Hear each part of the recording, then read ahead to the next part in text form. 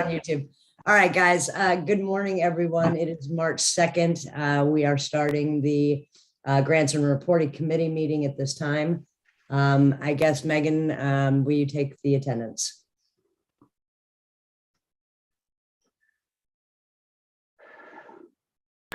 Or Doriana?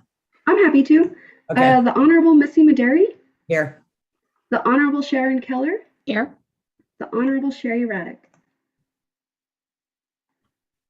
All right. Well, hopefully Judge Raddick will be joining us shortly.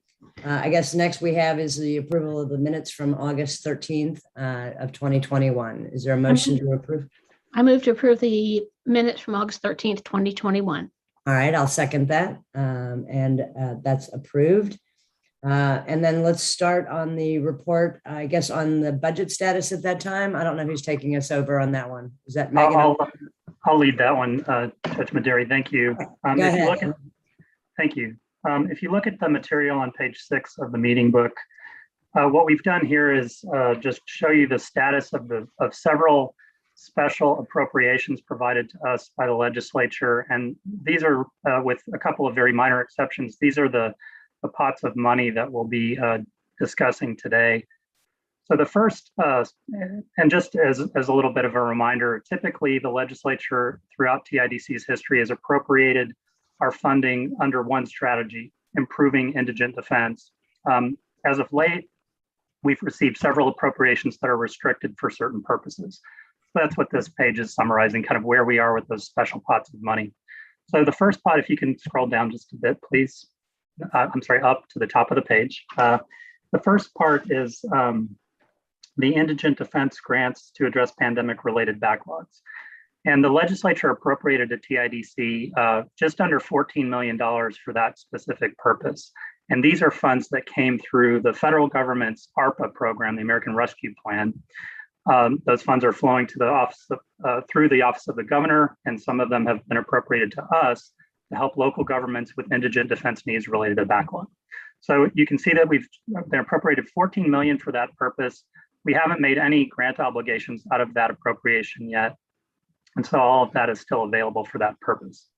Also, I'll remind you that at our last meeting, the board approved issuing a special RFA to make this money available to counties. So they've been able to apply for grants to address their backlogs.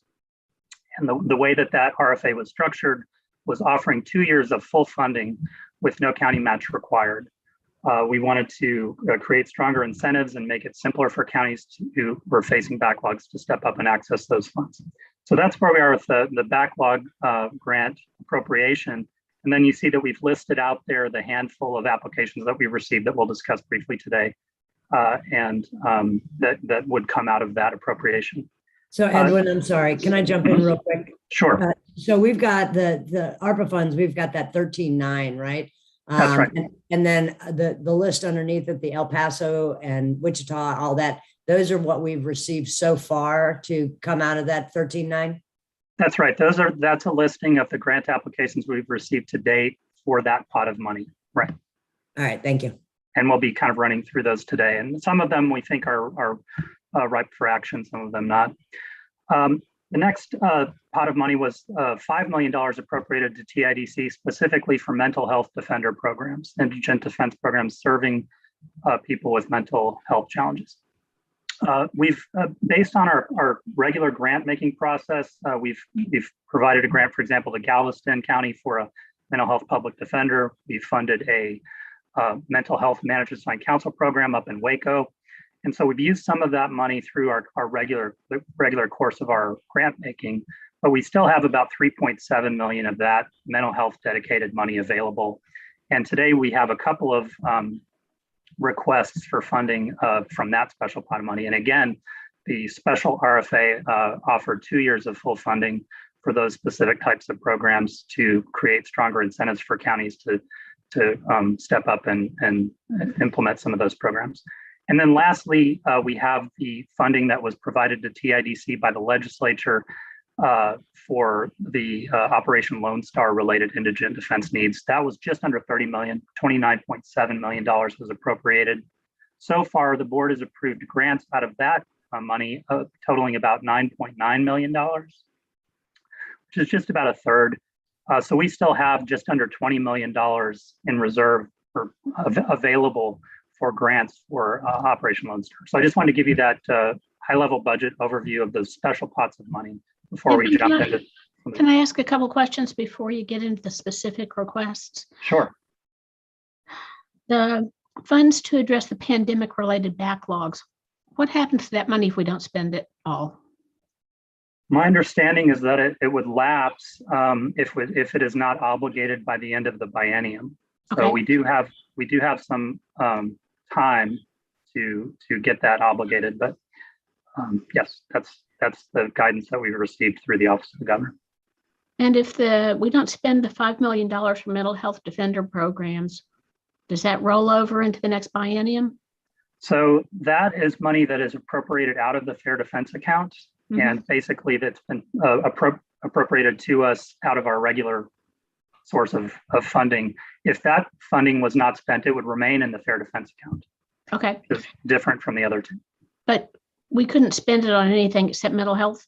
That's correct. Okay, That's right. and on the, And Judge, you mind if I add one thing to that real quick? So out of that 5 million, that's correct that the money would stay around, but Edwin, correct me if I'm wrong. The appropriation authority doesn't roll over into the next biennium though. We have that appropriation authority or the spending authority just for this biennium for that 5 million. That's right. That we would have to obligate those mental health funds during this biennium, or else they would just remain in the Fair Defense account and we couldn't use them. okay. And on Operation Lone Star, is there a time limit on when we spend that? So that was appropriated through HB 9, and our understanding is that that is available for the biennium. It was originally contemplated as a one-year budget. However, things have developed such that we think that that money will last longer than 1 year. Okay, But our understanding is that that money would need to be also obligated during this biennium. okay. Thank you, Edwin. Sure. Go ahead. If there are no other questions, Doriana is just going to lay out each of these requests and we can discuss the details and pull in our applicants as needed. And these, the ones that you are going over right now, or Doriana is going to go over right now, this is out of the 13.9 million, right? Or is this, That's right. Is this a combination of the Lone Star stuff too and the mental health 5 million? So we're taking these in batches. The first batch is all related to the pandemic related appropriation. And next we'll discuss a couple of requests for mental health funding. And then lastly, we'll get into where we are with Operation Lone Star. So these are pandemic related concerns. Can I Okay, make a thank you. suggestion for the full meeting in June, that when you list grant requests from like Culberson County, you Mhm. identify it as the Far West Texas public vendor, because when I see Sure. Culberson County, I might know what it is, but I don't want to have to think about it, and I don't want anybody else to have to wonder why Culberson County wants, $200,000. That's a great suggestion. Thank you. We'll do that. Okay, Probably the same thing with B, I would assume. Yeah, same thing with B. Legal aid. Yeah, that makes sense. okay, thanks. Doriana? Okay, if we could go ahead and start, I am going to lay out the first request. It's out of Culberson County for the Far West Texas Regional Public Defender, and they're applying under our supplemental request for applications to address pandemic-related backlogs. And this is a 3-year request for a total of $223,374, and they're looking to hire 2 full-time employees to address the backlog. So that would be 1 lawyer and 1 investigator. And just to clarify, that they are requesting 3 years of full funding for a total of $646,122. The Far West Texas program, as you know, serves 5 counties just east of El Paso, very poor counties, typically including Hudspeth County, which has a checkpoint on the highway that generates a huge number of cases for a tiny county called Hudspeth County. So they are requesting 3 years of funding that would total $646,122. All right, I have another question. I'm sorry. So what my understanding was on these ARPA funds for pandemic related backlog is that they are fully funded for 2 years, and no county matching at anything like that. So when you're saying they're asking for 3 years, are they asking for the first two to be ARPA related money, and then the third year would be a TIDC grant? So they did not specify. I mean, I think the main thing is they are requesting 3 full years of funding. However, we can provide it to them. We would be able to provide that. We could obligate that all out of the ARPA appropriation if the board decides to do that. It is a deviation from the RFA as it was provided. They are asking for an exception, basically, based on the number of trials that are in their backlog that they're facing and the amount of time that they believe will be required to get through it. So they are asking for an exception from beyond the 2 years, but it could be granted out of the ARPA funds. So is there an ending to the ARPA funds? I mean, if another county comes in tomorrow and says, I want it for 6 years, I mean. So this would be the outer limit because we would have to obligate it by the end of the current biennium. And then because of comptroller rules about how long money can stay in our account before we have to close out a fiscal year, we really wouldn't be able to go beyond 3 years. Okay, thank you, Scott. Edwin, sorry. It's okay.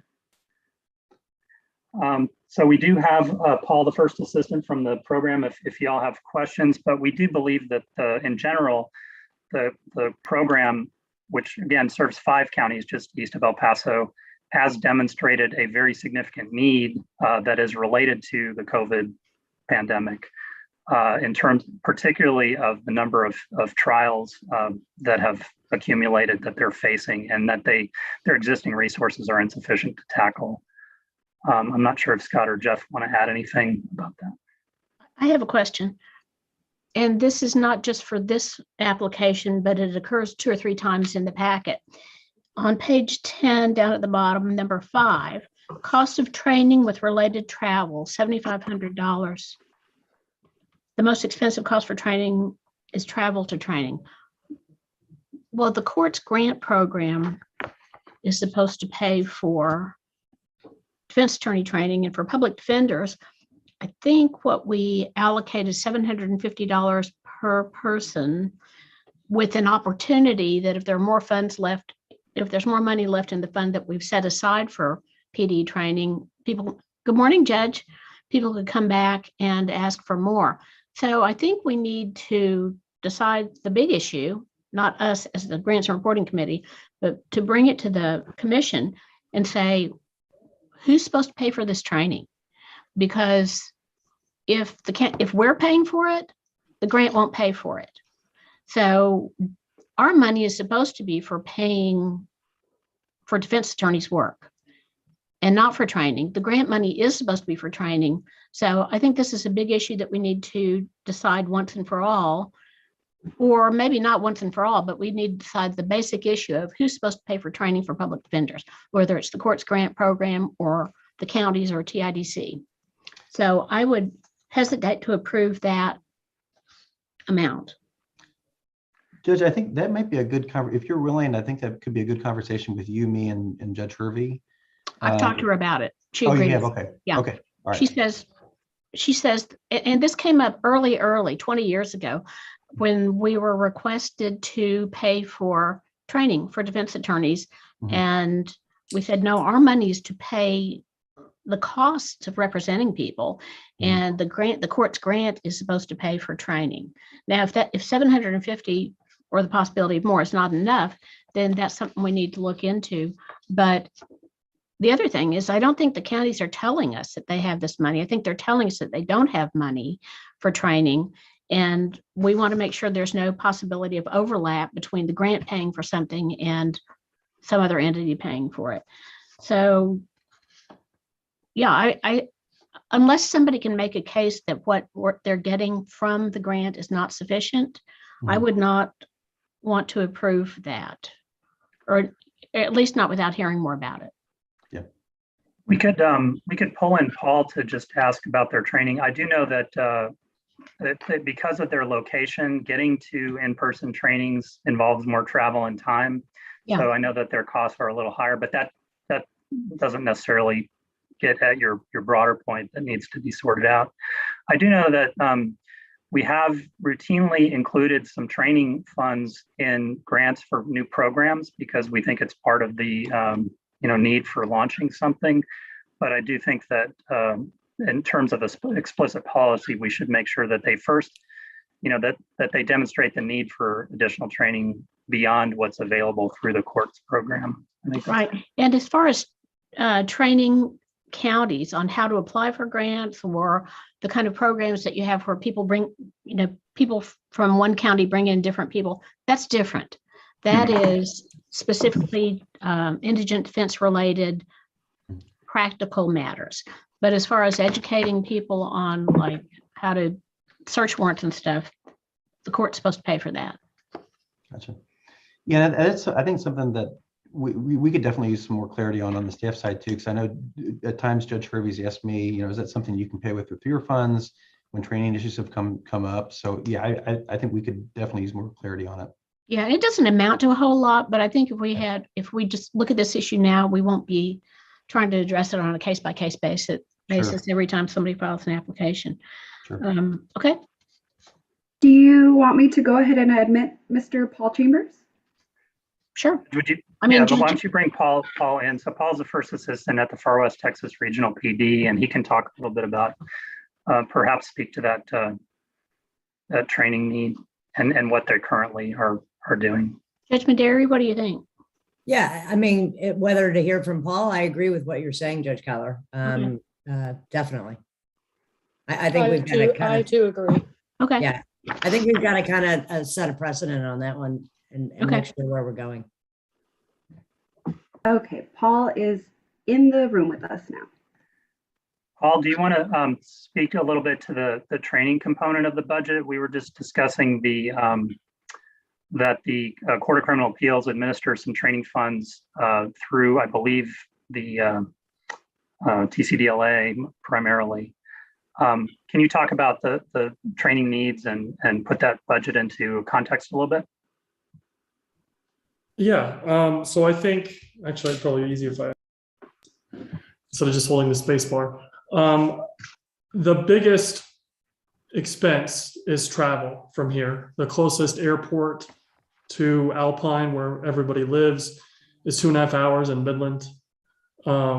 If you were going to fly. After that, most of our training budget gets spent on hotels and gasoline. We have some in-house trainings that we do that we pay for outside teaching, but outside of that, that's what our training budget is used on. If y'all have requested money from the court through for this training at all? I'm not aware of any requests outside of what's been budgeted in the budget that we requested from TIDC. Well, I'm not sure everybody's aware that the money's there too.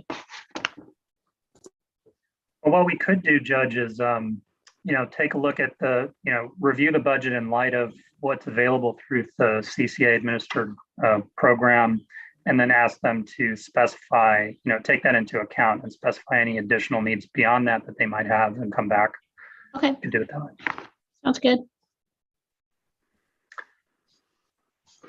But I think, beyond that, I'm not sure if there are other questions while we have Mr. Chambers here. They have demonstrated that they are facing a mountain of trials related to the pandemic backlog, and we think that, generally speaking, the need is there. Well, I do have a question, and that is, in the new era of Zoom, could some of this training be done via Zoom? Yes, some of this could be via Zoom. Right now, the major training that we're scheduled for, I think, is Rusty Duncan. Some of that can be done on Zoom, but right now I'm actually scheduled to speak at that. So It'd probably just be easier to be there. I'll honestly do whatever it takes to get to the trainings if they're on Zoom or otherwise.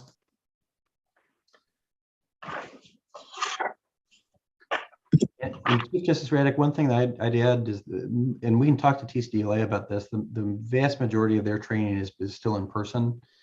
And we can talk to them about doing more online, but I think traditionally, and even during COVID, they didn't really do as much Zoom training as some other entities. So in terms of any recommendation that the committee might like to make, as I said, you could just defer until we work with the applicant on the training budget in light of the available resources to the CCA, or you could recommend the to approve the award contingent upon adjusting the travel budget to take into account available CCA opportunities. Judge Maderi, I think we could go ahead and vote on that part of it and get that done if you and Chief Justice Raddick agree. What do you think? Yeah, I think we can do that. Judge Raddick? That sounds good. All right. Well, I guess we'll call on that to vote. Are you want me to squeeze out the training part of it and just approve the other, or we're approving everything? Squeeze out the training. All right. I would suggest a motion along the lines of recommending approval of an FY 22-23 improvement grant to Culberson County for the Far West Texas Regional Public Defender Office as requested, with the exception of the training budget, which will be reviewed prior to the full board. Okay. Take that motion. All right. Thank you. I'll second that motion. All in favor? Aye. Aye. Aye. Thank you, Edwin, for making the motion that way. I was like, how am I going to get that out? Thank you. All right, we can go on to the next one. Okay, Doriana? Thank you, Edwin. So our next request is out of El Paso County, and this is another application under our supplemental request for applications for to address pandemic-related backlogs. The El Paso County is proposing to hire 11 full-time staff members. So that is 5 principal attorneys, 3 mitigation specialists, 1 investigator, 1 secretary, and 1 receptionist. And this is a 2-year request for $2,813,475.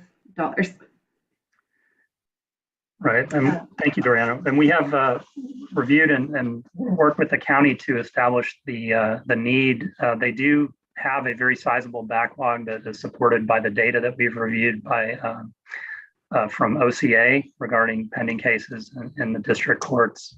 This is particularly acute in the felonies that they're facing, felony backlogs. So we at the staff level believe that they have also demonstrated a clear need for these additional resources to be able to dig out of this hole. It is a very sizable request given the overall amount that's been appropriated to us for this purpose. So it's certainly possible that we could do something short of what the full request is here, but still provide some assistance. But yeah, so we do have, I believe, Rebecca Tavitas from the El Paso Public Defender available if you would like to hear from the applicant, and we can ask questions or just discuss the request. Can I just say before we get started that I'm sure that there's a need. I'm happy to listen to whoever wants to talk, but isn't this true of just about all the major counties?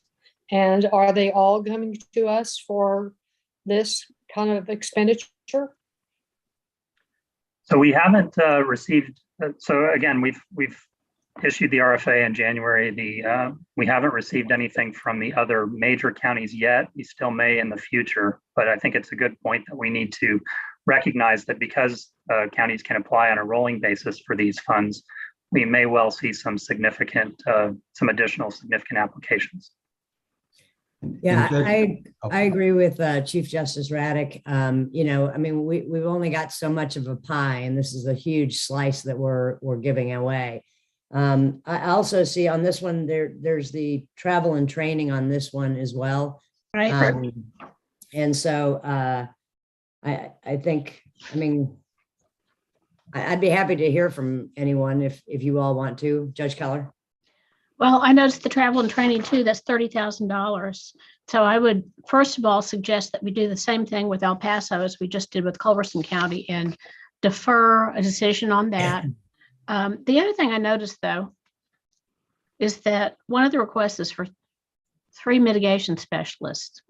Now, maybe I just haven't been paying attention, and maybe, I mean, that's probably what's happened, but I don't remember us funding mitigation specialists unless they were for death penalty cases. Do you know whether we funded these other 2 mitigation specialists that are already at El Paso? I believe I'm not exactly sure when they were brought into their program. We have had several grants to El Paso. They may have been, I'd have to research that, but we can certainly bring Rebecca Tavitas in to talk about the role of the mitigation specialists in their program and speak to how they're integrated. I mean, I do think that it is not typical. Counties don't typically have, well, I don't want to overstate anything. I would suggest that we just have Rebecca talk about the role of those positions in their public defender program. They're not unique to capital cases in the El Paso PD. Doriana, if you all would like to hear from Ms. Tavitas, we can bring her in. I think she's on. Rebecca, Okay. Ms. Tavitas, can you hear us? She's muted. There she goes.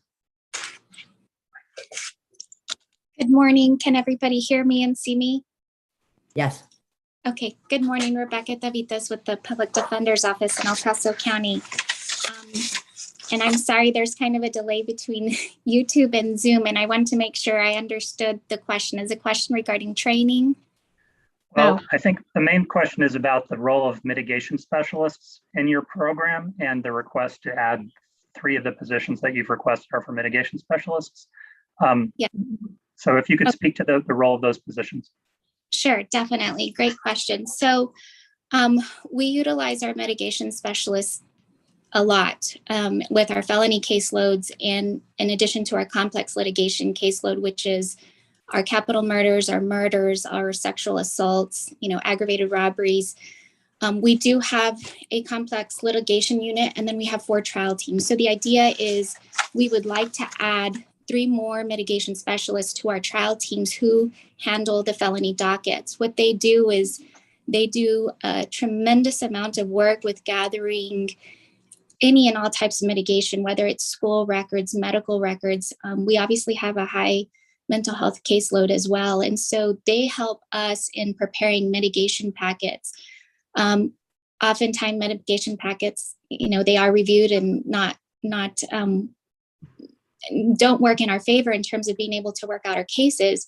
But when it comes to actually trying cases, assuming if we're unfortunately get guilty verdicts, the amount of work that our mitigation specialists put into our punishment phase between working and helping us with our experts, in addition to getting family members, working with the family members. We live in El Paso, we live on the border. Oftentimes, sometimes we have military clients who are in the military working with family members that live out of town. They do a tremendous amount of work, and we rely heavily upon them. And quite frankly, I'm very proud of not only our mitigation specialists, but our social workers, because they produce just high quality work. And we've had great successes in mitigation packets that were well received by the DA's office, but also in our punishment cases. So the idea would be to add those 3 mitigation specialists to our teams that are in need of a mitigation specialist to help us with this felony backlog, in hopes of being able to work out deals with the state on those cases that we hope to be able to do that. And if not, for those cases that are going to have to go to trial, we'll be prepared in our punishment phase of the case. What's the difference in what social workers do and what mitigation specialists do? So there are similarities. With our mitigation specialists, we rely heavily on their expertise with our experts, especially with our mental health clients. Because of the volume that we have of our mental health caseload, our social workers, we rely on them more so on the day-to-day client care. Our mitigation specialists, we rely on them more so for our mitigation packets and for our trial preparation, whether it's dealing with the family, whether it's dealing with experts, in addition to gathering the information that we need for our packets or for trials. So social workers is more intake when we get our new clients, making sure that we get them set up with services, making sure that they, if they're out on bond, unfortunately, many of our clients have, gratefully, they are out on bond, but it's keeping in touch with them, making sure that they're getting, continuing the services that they need because they are conditions of bond.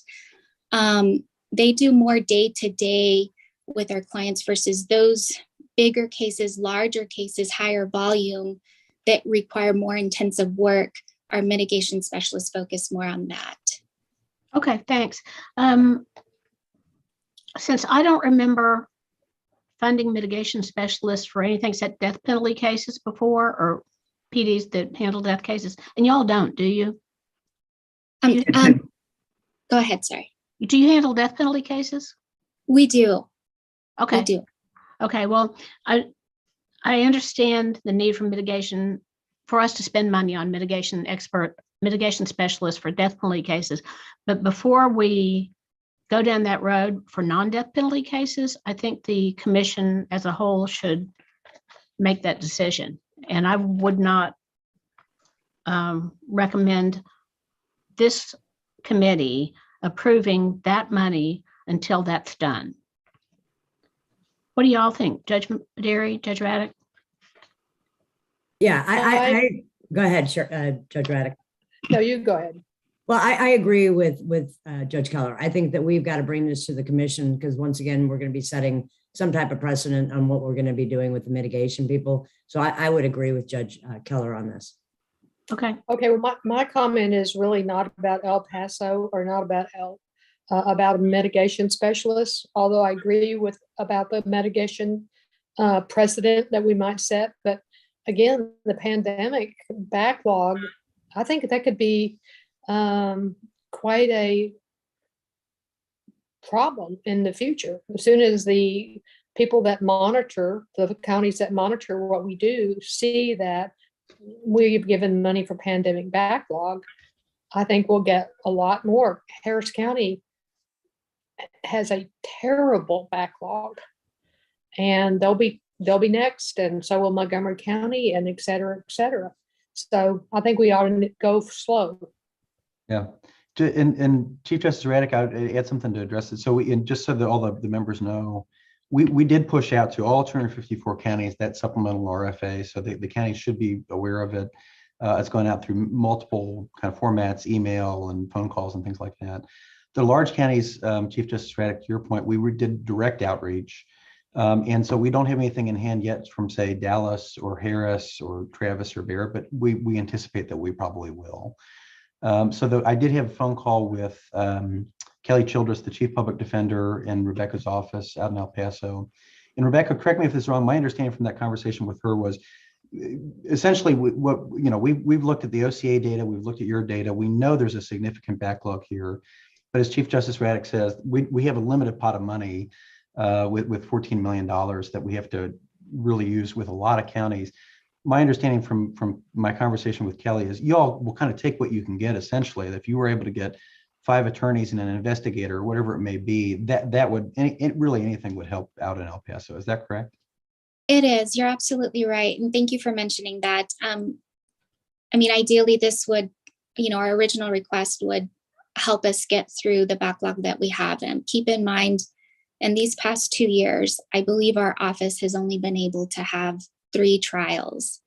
3 trials in 2 years it blows my mind. So we are anticipating and expecting the tsunami, and if we had to cut back, I mean, really and truly, we would, if it was 4 attorneys and 3 mitigation specialists, and I understand you all's concern regarding mitigation specialists, but for the number of cases where we see clients that are facing a life sentence, habitualized clients, the amount of work that goes into developing those cases, it's a lot and it's intensive. But to Jeff's point, we would have to cut. I mean, I think that if we were able to bring in 4 principal attorneys and plug them into each team, that would be 4 felony attorneys. And just so you all know, we labeled them principal attorneys because principal attorneys here within our county,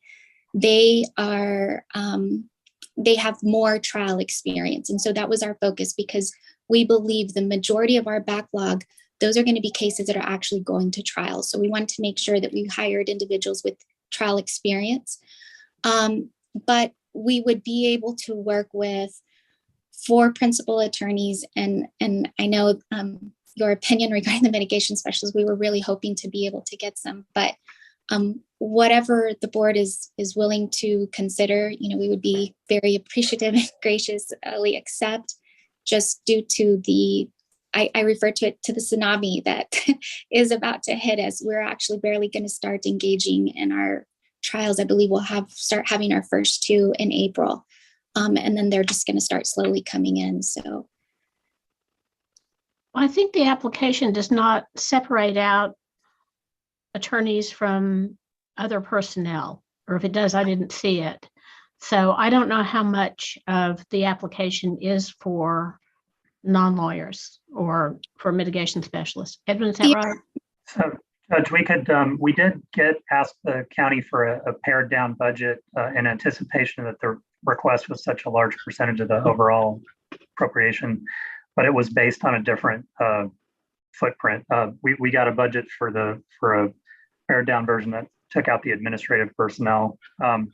What I would suggest, based on your concerns, is that you decide or give us some direction about working with the county to amend their request to perhaps just for the attorneys or whatever you all recommend.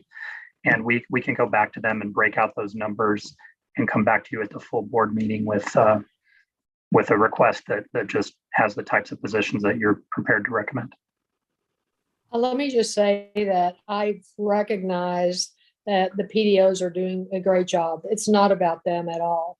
It's just that we need to decide as a board, probably the full board, whether or not we are going to, for the next 4 or 5 years, which is probably going to be, dedicate a large portion of our money to backlog problems arising out of the pandemic.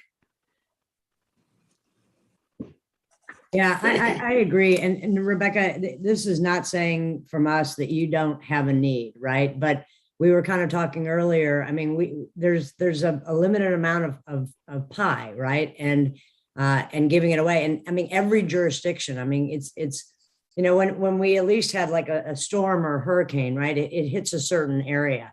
But this pandemic, I mean, the backlog, there's not one county. I mean, when we're in our presiding judge meetings, I mean, every county is backlogged, every county, and I know every county is going to, try to climb up, to get out of it. So that's all I have We want to help. Yeah, but definitely. thank you. A lot of counties.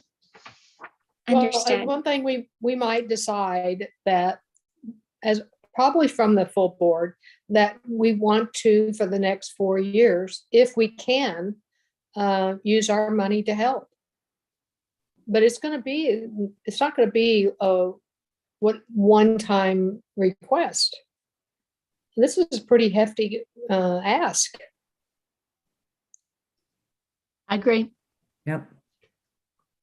Would you all like to I'm sorry, go ahead, Jeff. No, I was just saying, I mean, to put it in context, Judge, to your point, I mean, we requested $63 million in federal funding to help chip away at the backlog and received 14. So I think 63 is probably close to what the need is. So yeah, we have a small sliver of what's needed. You're absolutely right. And so maybe I think as a full board, we have to decide on do you help 5 or 6 counties really, tremendously, or do we spread that and just kind of help as much as we can, instead of 10 attorneys that somebody wants, we give them 2. If somebody wants, 8, then we give them 1. I mean, and then we spread that money out. I mean, it's too bad, because I think the need is more of the 63 million. And we're kind of stuck where we are. You've got 10 children coming to eat at the table, and you've only got enough food for 8 or for 5. I agree with that. I like your analogy. Yeah. And I feel for El Paso and all the counties that are, facing backlogs, and the poor appellate courts that are going to get all that stuff afterwards. Right. But Right. Yeah. anyway, I think a full board is, I hate to lengthen the full board meeting by not doing our work here, but I think this is so important that it needs to be decided by the full board. I agree. I 100% agree. So based on this discussion, what we will do is work with the county to really break out the modules of the different staff that they're requesting, so that we can see it all separated and have options, and to develop and present those to you in a discussion with the full board on the 10th. Does that sound good? Yeah, I think that sounds great. Okay. Well, thank you. That was a good discussion and very helpful for us moving forward. Thank you, Rebecca. Yeah, thank you, Rebecca. I mean, just know that we are wanting to help. We see the need, but I mean, we're just kind of in a bad position, Understand. All right. Oh, Megan's quick on that button. Okay. So can I just jump in here? So I think really we have to, and it's going to lengthen the full board meeting, but I agree with, Judge Raddick, also Justice Raddick. I think we got to figure out what we're going to do. And I don't think it's this committee meeting that we can do that in. And I think we got to figure out, do we want to, how we want to spread that money around? And then, we got to talk about travel expenses. We got to talk about mitigation experts. And I think we've got to get the full board to kind of come in and say, this is where we're leaning as an entire board on this. So those are my thoughts. Well, one thing that we didn't do, I'm sorry, Judge. No, I don't think, unless anybody is seeing differently, then I think we should kind of revamp this and not take a recommendation from this board or this committee on this last one. I mean, I think we've got to, before we do that, we've got to kind of talk to the whole board and say, which kids are we going to feed, I agree. Okay, that's good. And we can certainly try to, based on our discussion today, try to tee up some of these specific policy questions about whether you want to use the pandemic money only for certain types of positions or what have you, so that we can kind of take this conversation forward to the full board. So thank you for that. Well, we can just proceed by reviewing what we have and so that you have a better handle on what we've seen so far, and then get to the other requests. Brianna, do you want to just tee up this next one? Sure, thank you, Edwin. Up next, we have a Fort Bend County request. This was submitted under our supplemental RFA to address pandemic-related backlogs. This is a 2-year request for $31,228 to fund a part-time clerk to support the 14 full-time attorneys and staff at Fort Bend. And I also wanted to let y'all know that we have Roderick Glass in the waiting room if y'all have questions. Em? And this one is obviously a little different in the sense that the way that the Fort Bend County Public Defender is really feeling a pinch is with this increased workload associated with the pandemic, just opening files and a lot of the administrative side that they feel overwhelmed with. So they just wanted to add some small resources. I'm not sure, based on our discussion so far, how this fits in, but we wanted to bring it to you. Judge, I didn't have any problem with this. I thought it was a very modest request, and it doesn't have any of the issues that I saw in some of the other applications. However, the question is, if we're going to spend this $14 million, how are we going to do it? Is it going to be on clerks? Is it going to be on lawyers? That's Is it going true, to be clerks only, lawyers only? right? We don't have an overall plan. Yeah, But this I is think just $31,000 too. Yeah. I mean, I understand what y'all are saying. I mean, it's a good question, right? So, you know, are we going to spend it all on lawyers, or are we going to spend it on staff? You know, are we delighted when we see, you know, that it's only 31,000, you know, compared to another one? I mean, it's like, you know, that's kind of how I feel. Edwin, you must be frustrated with us. You put all this Oh. in a beautiful package and, you know, we're shooting it all down. I have to All right, no. apologize. Far from it, Justice Raddick. You know, we've taken the approach so far. Obviously, we weren't really planning until very recently, relatively recently, that we were going to have these pandemic resources available to us. And the kind of default approach that we took when we issued the RFA was that we wanted to make it available broadly so that counties that have specific needs of varying types could be eligible. But if the board decides that, you know, we want to kind of narrow what sorts of things are eligible under this program, that's certainly a way we can go. But so far we've left it relatively open so that the counties could tell us what their needs were. But we can certainly. Okay.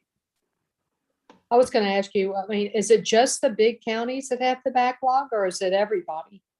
It's a mix. So we actually took the Office of Court Administration data that shows the backlog, and we put it into some heat maps, some maps that actually show you. And I think Judge Jeff, McGill has seen this. Yeah, if you can bring those up, that'll really show. Sure. I mean, it's an amazing to see when you see these heat maps, because the whole state's on fire, you know. And I'll send this to you, Doriana, right now via Teams, and so you can just share it with everybody. I'm sending the felony one first, Doriana. So if you want to pull that one up, and then the misdemeanor. So, and it's, you know, basically, yeah, I mean, it really does look like the state's on fire. I mean, there are maybe half of the counties that have fairly significant backlogs. What we found in conversation with the counties is that the needs are pretty different. The reason in part that the needs are different, some areas actually they feel like they have enough attorneys to kind of get over this hump. So it's a little bit less of an issue, even though it looks like they have a large backlog. Other places, sometimes when the backlog doesn't look quite as big, it's a little bit more of a crisis because especially in rural areas, they don't have as many attorneys to address it. So it really has been kind of case by case. But Doriana, are you able to share that the felony heat map? And you know what we should also maybe do on this then is comparatively, when we have the big board meeting, get that heat map up and see, because like I know Nueces County is 60% higher than they were, right? There's some counties that are only 11% higher. There's some counties that are 172% higher. So maybe what we do is we select that or find out also with the heat map, you know, how high are they? And on every one of these requests, to find out, you know, if they're 173% higher, which I know, you know, Clayburgh County is, right? So. If I could just add something to consider for you all, this map is based on OCA data regarding filed cases pending, comparing pre-pandemic to today, or it's, I guess, a little bit out of date now, but still largely accurate. And so we're really talking about pending cases that are filed. That's a straightforward way to identify a COVID-related backlog. However, in some of those jurisdictions, the bottleneck is not necessarily defense resources. Sometimes there are enough defense attorneys in the community, and it's really just judicial capacity and in some cases prosecutorial capacity that might be kind of the bottleneck or limiting factor. So it's not always defense resources. So that introduces a complexity in terms of how you all can sort through these, you know, and prioritize these requests, because they are unfortunately different in different places in terms of what the need is. But this is a great starting point for seeing, you know, the court backlog, and then it becomes a little more difficult to sort out where the defense resources, additional defense resources, can be a big part of the solution. Right. Hey, Doriana, so click on one of those hot red ones. And then I'll show you the information that we can get on these. These are really interesting to see, Judge Keller and Judge Raddick. If you have not seen them, maybe they should send them to you to your emails, because I went over this whole thing with the other day, and it was just astounding. No, I This is our haven't seen it. misdemeanor one, and I'm clicking over to our felony. You can see how much it has gone up on each one. Like, look, I know Clayburgh just because it's in the 5th region. Yeah, look at that one. There we go. They're 179.5% up. You know, that's just unbelievable. And then I want to go and find all the counties that are only like 9% up and say, how did you do it? You know, because it's just amazing. Well, if you want to scare yourself, go look at Harris County. It's north. Maybe you don't want to scare yourself. Goodness. Oh, I'm And here, there we go. There we go. Yeah, 84%. I was listening to something the other day, and we were talking about Nueces County. It's going to take us 3 to 4 years to get out of this. And someone else said Harris County is going to take 9 to 10. It's frightening. So when we developed the RFA for the backlog program, again, we left it fairly open-ended so the counties could tell us what the need is regarding the defense side. You know, there are other ways that the board could approach it in terms of distributing the money, but what we asked for were programs that added indigent defense capacity that could be helpful to the backlog, and that was how we framed it. You know, where can you add indigent defense capacity that will be helpful to addressing the backlog? And we can narrow that or provide more guidance based on your recommendations or your preference. Okay. So in terms of the Fort Bend request, would you like to just defer that one as well to the full board, or what is your thinking? What if we did this? What if we kind of, I think we've got to get to the full board. Wow, where'd you guys go? Okay, there you are. I think we've got to get to the full board to kind of find out what our mission is, right? But I think once we find out our mission, maybe what we can do is kind of, you know, like on this situation, if the full board comes back and says, yeah, we're okay with not having lawyers, we're doing, you know, a full-time support staff. Yeah, we're great on that. Then we can come back and say, okay, well, the board actually would have recommended this, but we didn't know what the TIDC board mission was. And that way we can kind of not have to reinvent the wheel on every single one of them. So if the entire board says, yeah, I think we're good on support staff and it's not just for lawyers, then we can say, well, then we want you to approve the Fort Bend one. What do y'all think of that? That sounds fine. Good.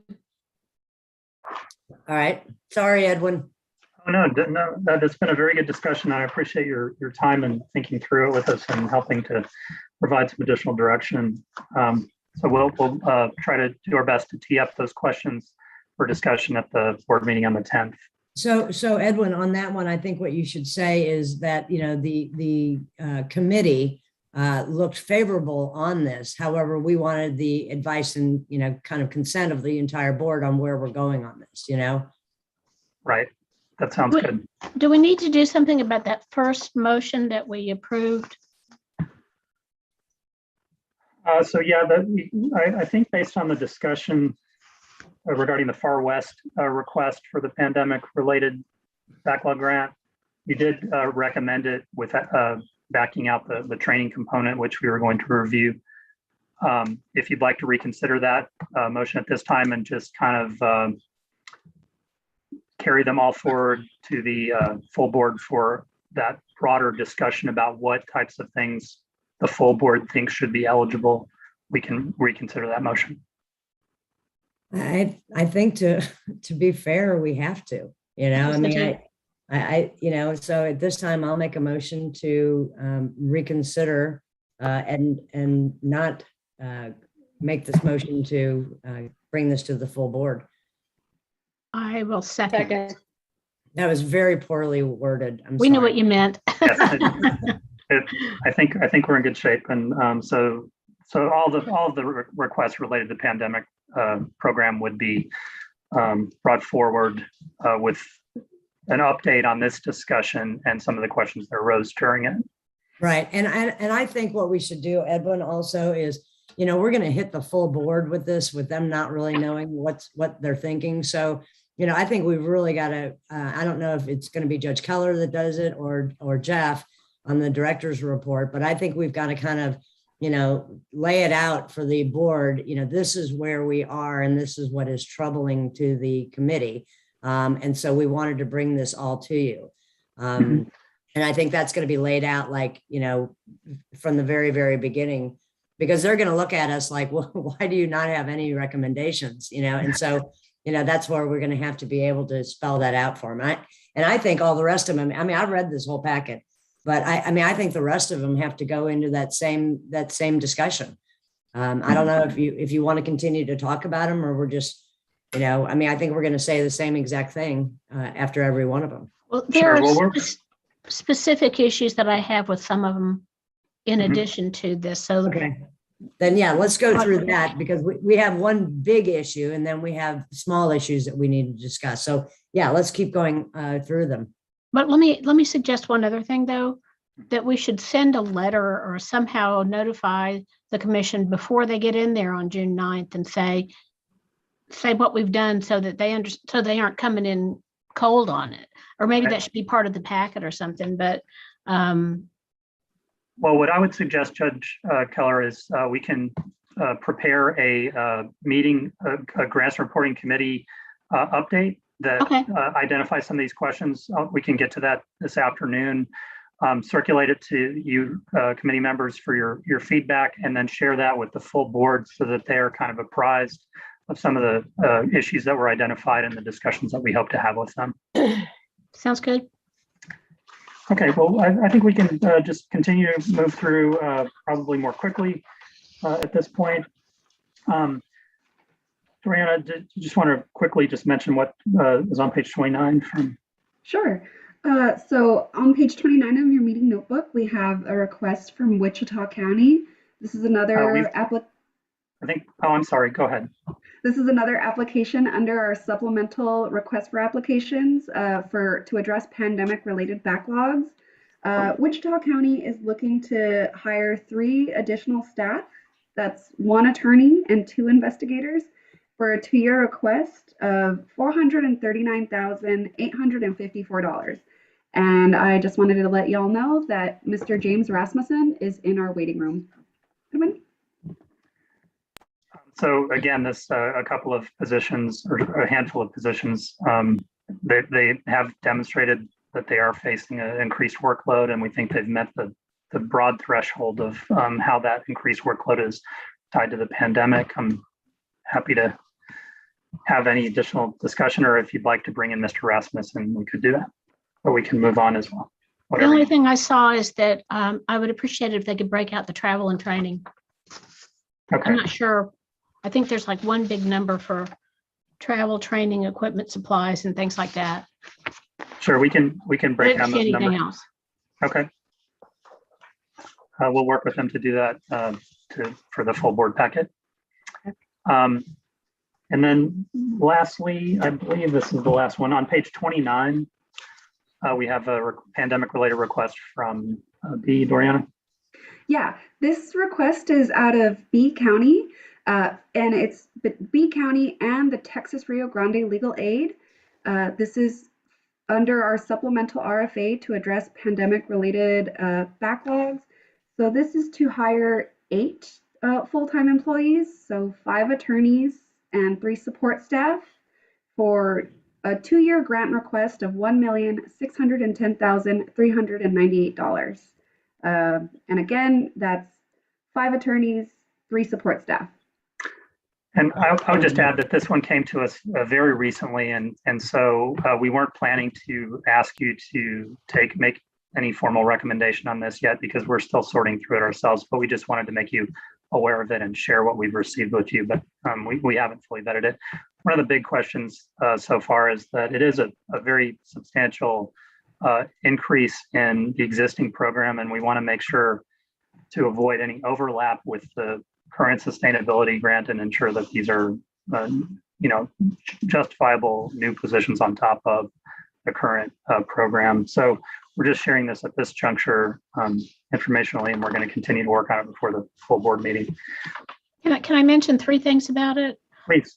Training for lawyers at 2,000 apiece and for support staff at 500. So that's that regular issue. Mhm. Space costs are, I would want to know whether they are going to have to expand, or whether this is actually money that they're going to have to spend, or whether it's just kind of an estimate of how much should be allocated for each person. And the only other thing is, an additional sum is included for law school loan repayment assistance, a standard benefit in the trial of collective bargaining agreement. I don't think we've ever done that before, have we? So they have, as an organization, have done that for some time. Of course, as I think we've touched on in previous meetings, TRLA and the programs that they operate, the contracted PD programs that they operate, has told us that they have been subsidizing the programs or using their own unrestricted funds, at least some of their unrestricted funds. So no, I mean, I'm sure that would have been from their contribution to these programs. They have been talking to us for some time about the need to revisit the budgets to bring them more in line with their actual expenses, because some of those unrestricted funds are not going to be available for the public defender program. But yeah, well, I just wanted to point out those things. So thank you for that. If there are no other questions or discussion on that one, we could go into the couple of requests related to the mental health public defender or mental health defender programs.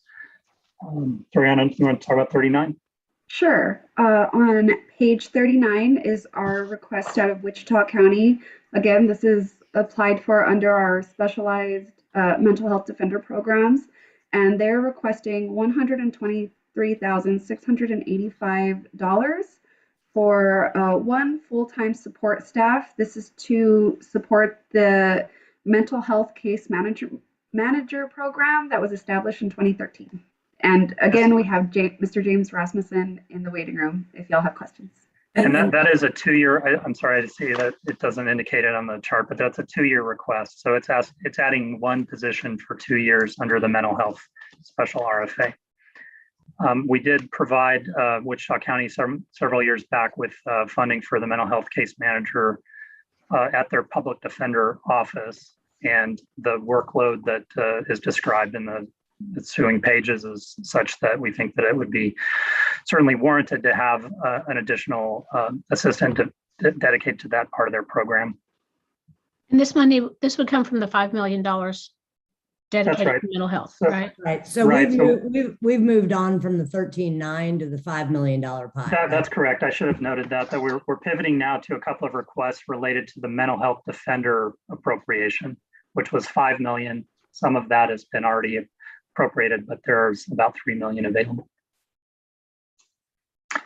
And if, as Toriana mentioned, Mr. Rasmussen, the Chief Public Defender in Wichita County, is available if you'd like to hear from him on this or have any questions.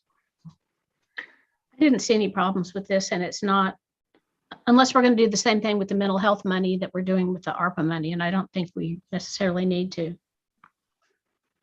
Yeah, this is clearly within the parameters of the mental health defender program. I mean, of course, that appropriation is restricted for certain uses, and as we've understood these programs, they do have specialized support staff and case managers that work with the attorneys. So we think it definitely fits the parameters of the program. I'm willing to vote for it. All right. Well, I guess we can call that vote then. I would suggest a motion along the lines of recommending approval to the full board of an FY 22-23 improvement grant to Wichita County in the amount of $123,685 for the mental health case manager assistant position. So moved. Second. All right, all in favor? Aye. Aye. Aye. Well, we got something done. Yay. Yeah. There's one other request related to the mental health restricted appropriation, and that is on page 44, Dorian. Thanks, Edwin. This is out of B County and the Texas Rio Grande Legal Aid. They are looking to develop a mental health unit for the RPDO or Regional Public Defender Program. And this would consist of attorneys and support staff. So they're looking for a 6-person unit with 1 mental health attorney, 1 mental health managing attorney, 1 mitigation specialist, 1 mental health paralegal, 1 mental health legal assistant, and 1 peer specialist. And this is also a 2-year request for $1,067,714.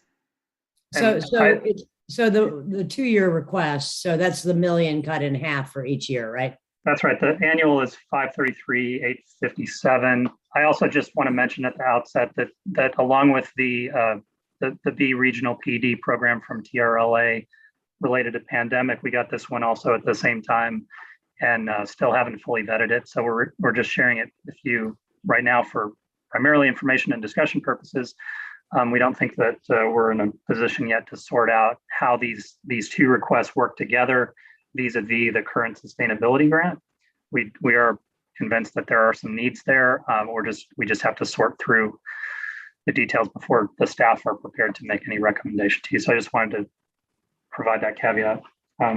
The positions, just since we've had a discussion about eligible positions, 6 total positions for this mental health request: 2 lawyers, 1 mitigation specialist, 1 peer specialist, which is a kind of certain kind of, I guess, caseworker that has some kind of life experience that allows them to connect more robustly with a lot of the clients who are going through some of these issues, a paralegal and a legal assistant. So 6 total positions broken down in that way.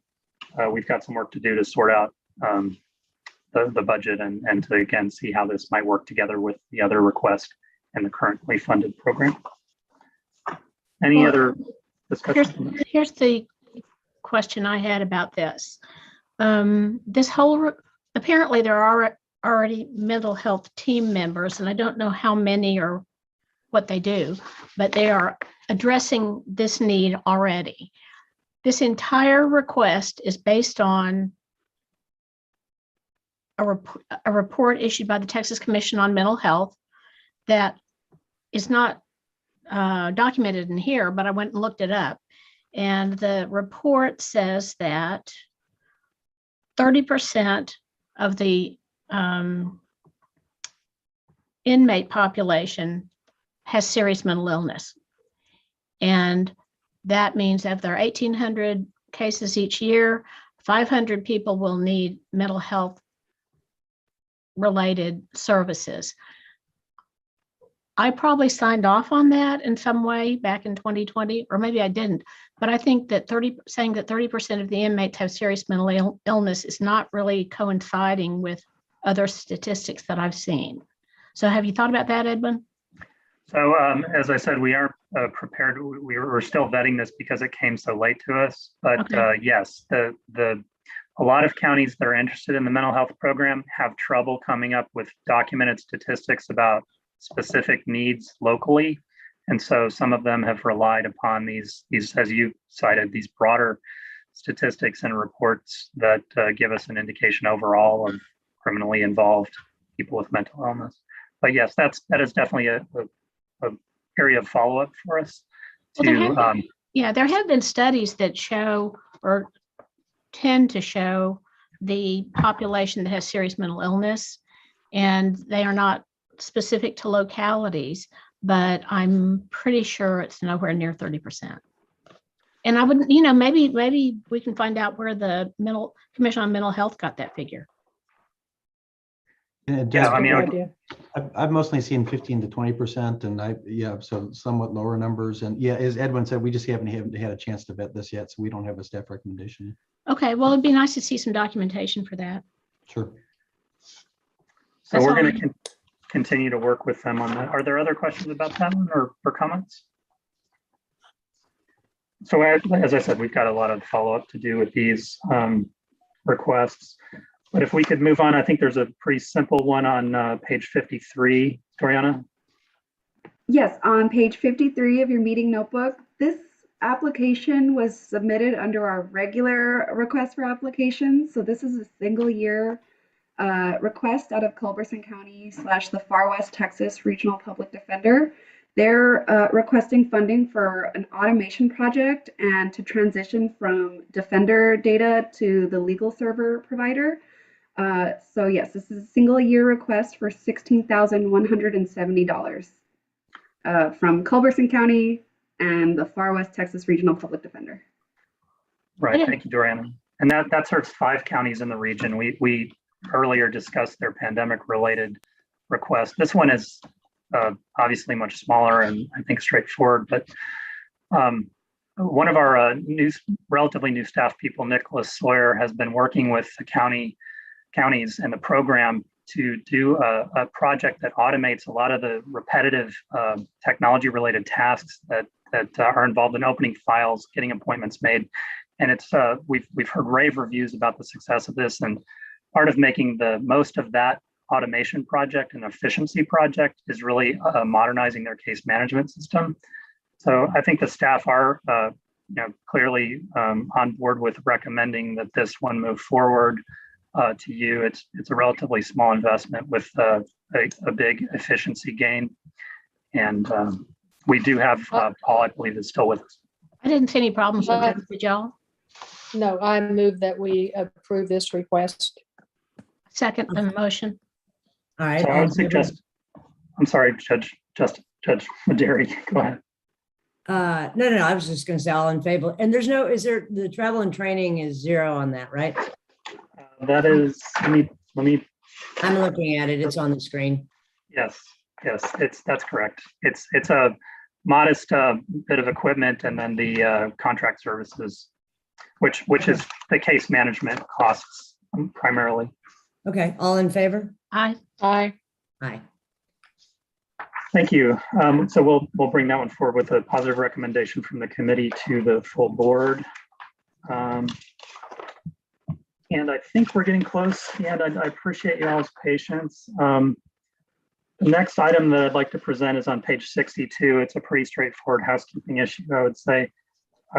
This is related to this is a grant modification request from McLennan County. The board provided a grant to them for a mental health managed assigned counsel program. It has 2 employees in Waco. They're in the 2nd year of their program, so they're currently at 60% grant reimbursement on that 4-year step down program.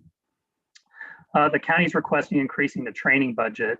Well, this perhaps, given our discussion to date, maybe warranting more discussion, but one of the ways that the managed assigned counsel program adds value is by making sure that the panel attorneys that the MAC is working with have specialized training on how to effectively represent defendants with mental illness, as opposed to just the kind of general training regarding criminal defense that they might otherwise be receiving. And so the request would be to augment the training budget to make sure that those panel attorneys, as well as the 2 staff members, can get that specialized representation. The impact on the grant for FY22 would be to add $5,893. And we do think that it is an integral part of the success of this program. It's a very inexpensive program, and we think that that the request is warranted. Do you know whether the mental health training is available through TCDLA? I know that TCDLA does offer some mental health training. What I don't know, given our current discussion, is to what extent the CCA's grant program might be able to provide some funding that would offset or cover some of that training. I'd have to go back and review that with the program. Well, that's the big issue. I mean, is indigent defense supposed to pay for training, or is the court's grant program supposed to pay for training? Right. So given the discussion earlier, if you all would like me to do more research before taking any action on this. I'm happy to do that in light of discussion about the court's available training funds. Yeah, I mean, I want them to get mental health education, but I would rather spend our money on what our primary goal is, if there's money in the grant to pay for it already.